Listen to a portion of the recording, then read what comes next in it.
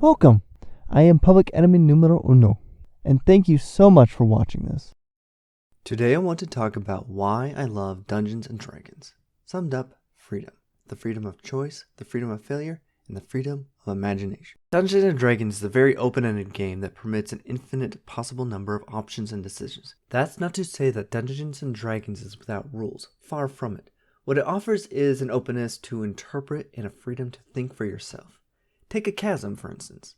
In order to get to the other side, one might try to jump, build a bridge, fly over the top, magically teleport, climb all the way down and up again, or simply turn around and leave. Maybe there is another way that is more agreeable, or the attempt to cross is far too daunting. Regardless, it is always a choice of the players to choose. Granted, there can be the unavoidable situations such as the necessary MacGuffin is directly on the other side, time is of the essence, or simply that you as a player are forced to cross the ravine. Regardless, choice is an important freedom that offers an agency that few other types of games have. Like an odd one, but I have found that failure in Dungeons & Dragons is just as important, if not more so, than success. Failing offers stakes, additional challenges, and a chance to express the imperfections of a character. More importantly, it encourages and often requires teamwork among your fellow players. Where you might fail, another will have the chance to help and together succeed. Failure should never be something that is shunned or feared, but accepted and learned from.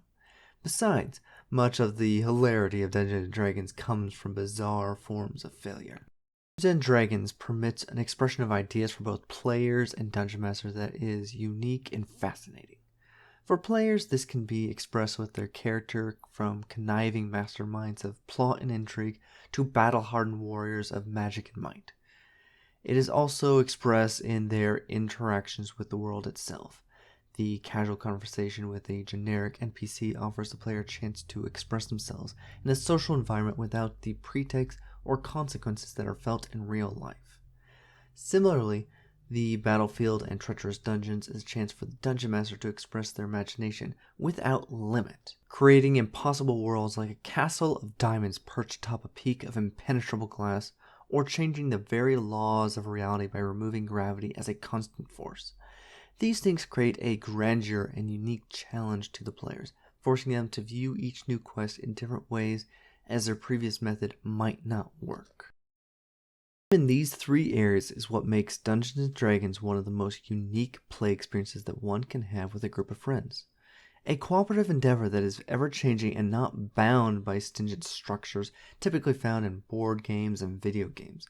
It is a freeing experience that creates some of the most hilarious and terrifying moments that can be safely experienced. An experience that I am convinced that everyone should have. With that, thank you so much for watching this, and have an amazing day.